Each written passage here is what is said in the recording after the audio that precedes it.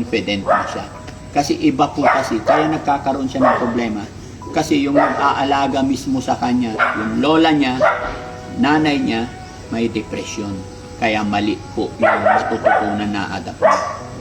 Yung nakikita niyang itinuturo sa kanya. So ngayon, unti-unti nating ituturo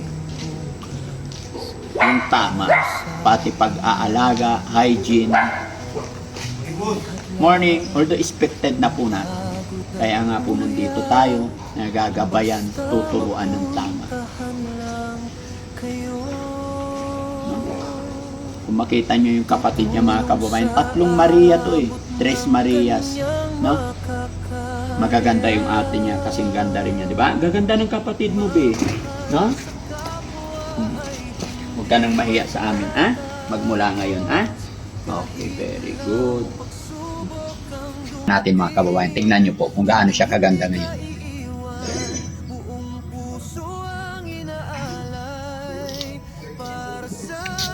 Kuya Oliver, maganda? Ha? Ganda ka daw, sabi ni Kuya Oliver. Angela, okay ka lang? Yan pa, masarap pa hangin dito, di ba? Okay. Huwag na magtalokbo, ha? Kasi tayo-tayo lang naman dito. Ha? Very good si Angela. No? Okay. Naalala mo yung mga kapatid mo? Diba 3 kayo? Magaganda kayo pareho. Ano? Kita mo yung nasa likod? Si Bandam, ha? Tsaka si Kuya Oliver. Huwag kang mahihiya sa amin, ha? Unti-unti nating aayusin ang buhay mo. Huwag kang mawalan ng pag-asa. Huwag kang mag-alala. Tutulungan ka ng Team Daddy Frankie para maging okay ang lahat. No? Mamaya-maya lang or baka mamaya after lunch darating yung tatay mo. No? Babalik siya ulit dito. Mga kababayan, mga kabarangay, unti-unti natin nakukuha yung tiwala, yung ano niya sa sarili niya, unti-unti natin na ibabalik sa tulong ng Panginoon. Pakain na rin namin siya mga kababayan. Nakapagkape na rin po siya. Tsaka almusal namin nilagang kamuti. Yan. So, pagka nainip ka sa loob ng bahay, pwede dito, ha? Pero pag mainit, doon ka lang, no? Kunting tiis na lang, no? Marami na siyang mga, kumbaga nakakausap na siya mga kababayan.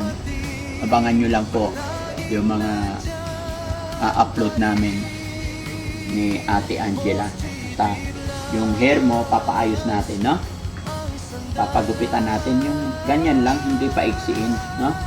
Basta susupply ni Ate Peli mamaya, no?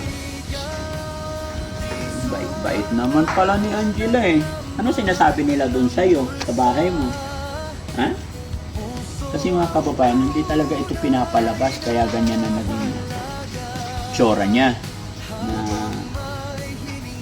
parang nawalan ng confidence. Di ba?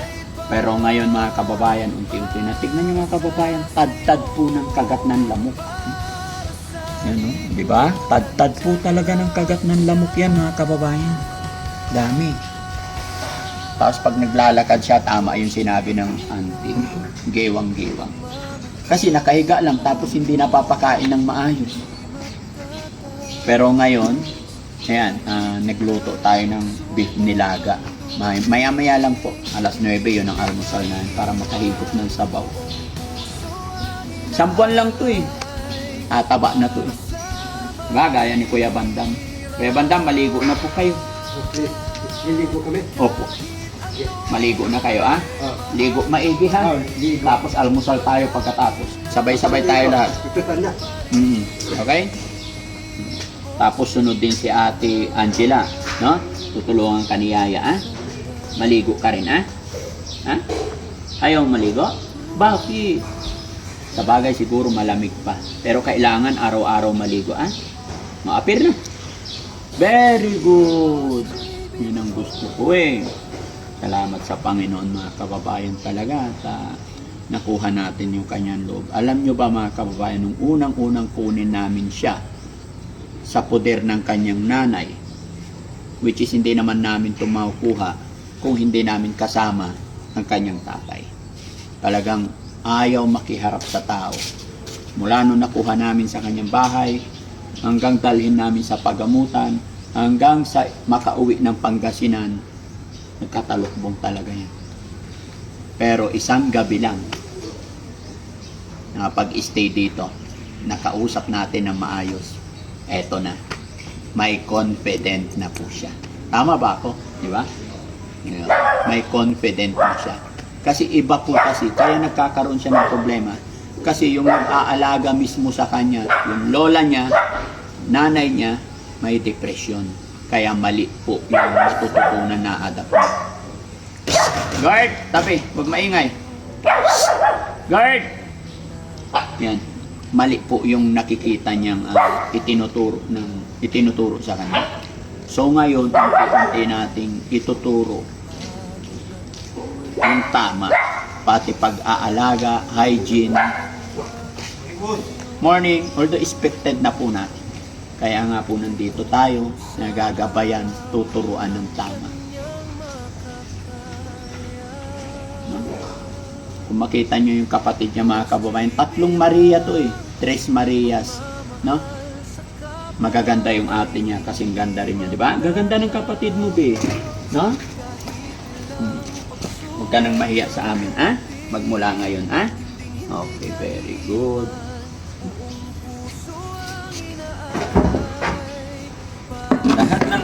Lahat ng nandito, mga kaibigan mo, ha? Mga na magtakip para hindi, yan, ganyan. Huwag kang mahiya. Patingin ang face ni Angela. Ang ganda. Smile na. Smile, okay. Ayan. Oh, very good. No? Na alam mo yung pangalan ng tatay mo? Hindi mo alam. Yung nanay mo, anong pangalan? Ha? Anong pangalan ng nanay mo? Mama. Hindi mo rin alam? Yung lola mo. Pero ikaw, alam mo pangalan mo. Ha? Ay, hindi mo rin alam. Angela. Ha? Angela pangalan mo. Tapos mama mo, si Catherine. No? Mama mo si Catherine. Hindi ko na maalala yung pangalan ng tatay mo. Pero mamaya darating, makakausap pa rin natin. Diba? So mga kababayan, mga kabarangay, baka yung mga hindi pa nakapanood, bago namin kunin sa kanyang magulang, kasama ang tatay, humingi lang ng help ang tatay. Tapos nung nakuha namin, nadala sa bahay ng tatay, dinala namin sa pagamutan. After namin sa pagamutan, nakiusap po yung tatay na dito muna sa shelter dahil hindi raw niya kaya or kumbaga hindi ko ma-explain lahat. Basta ang sabi niya, gusto ko Daddy Frankie dito muna sa shelter para maalagaan ninyo dahil iba daw pag nandito, maaalagaan. So, tinanggap natin. Kaya si Angela ay nandito ngayon sa shelter sa mga bago pa lang sa aming channel. Sa mga hindi lang nakakaalam mga kababayan. Kaya kabayan, kabarangay, maraming salamat sa walang sawa ninyong suporta sa amin. Nawa po'y lagi kayong ganyan at nawa ay lagi tayong gabayan ng ating Panginoong Diyos Ama na tuloy-tuloy ang kalakasan natin para marami pa tayong matulungan. Sana mapagtagumpayan ng Team Daddy Frankie. Sana mapagtagumpayan ko na malagpasan ni Angela. Maipanalo ni Angela yung kanyang pinagdadaanan. Di ba, Angela? Magpipray ka lagi, ha? Magpipray ka ba? Ay, sige, pero magmula ngayon, magpipray ka, ha? Tuturuan kita, ha? Very good. Tuturuan ka ni Ate Peli, ano? Basta lahat ng kailangan mo, lahat ng problema mo, dito sa shelter, sasabihin mo kay Daddy Frankie, kay Ate Peli, ha? Very good.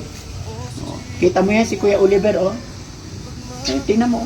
Ayan. Kuya Oliver, say hi. Hi, Kuya Oliver. No? Si Kuya Oliver, alaga din natin dito, ha? May problema yan, ha? Hoy, tumatawa. Di ba mga kababayan, 19 years old, pero ang payat ng kamay. Kasi yung nanay niya na nag-aalaga, nakahiga lang, hindi pinapabangon, nakatalukbong lang. Kung pakainin. Huh? Oy, Kuya Oliver, maganda? Ha? Ganda ka daw, sabi ni Kuya Oliver. Sige. Unti-unti, pagka napaliguan mga kababayan, magiging malinis na kasi pati yung mga tainga niya.